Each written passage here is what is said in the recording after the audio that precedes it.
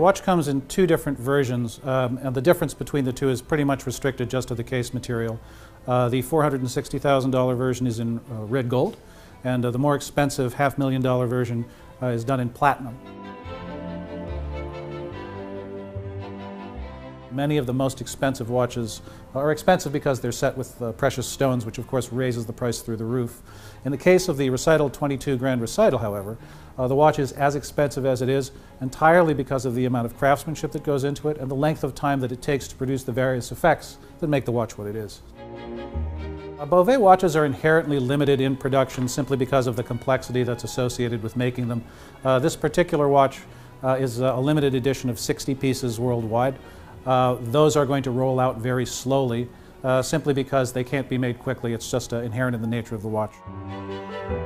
The single decorative element that's probably most strongly identified with Bovet today is the use of extremely fine miniature painting, often in the form of what's called cold enameling, on the dials of their watches. And the Recital 22 Grand Recital has a really wonderful example of this particular craft. The centerpiece of the watch is a hemisphere representing the Earth as seen from above the North Pole. There are many layers of enamel that have been applied to the hemisphere in order to achieve a wonderful kind of translucent effect in which the clouds literally seem to float above the oceans and continents. The paints are actually luminous and very luminous. And when you turn the lights off, you are treated to a view of the continents glowing up at you that's just incredibly compelling. This particular wristwatch is in a class of what are called astronomical complications. These are timepieces that show often the relative position of the stars to an observer standing on Earth, or in this case, the relative position of the sun and the moon relative to an observer standing on Earth. So the centerpiece is this revolving, hand-painted depiction of the upper hemisphere, the northern hemisphere of the Earth. Placed just below it in the 6 o'clock position is what's called a tourbillon. We can see the tourbillon rotating as we look at the watch, and the position that it's in is identical to the position that the sun would be in relative to the Earth. So it kind of stands in for, the tourbillon stands in for the sun in this wristwatch.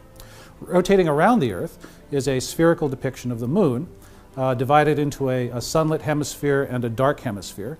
And you can read the phase of the moon from the position of this little hemisphere as it rotates around the Earth. The back of the watch is also loaded with information. It's what's called a perpetual calendar.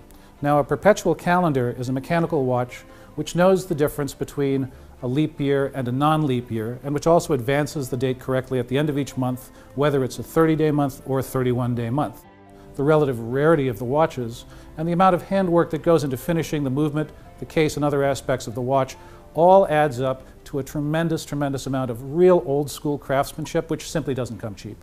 At this level of watchmaking, you're really talking about something that's designed to appeal to someone with extremely specific tastes and with a budget to match. There are 705 components in this wristwatch.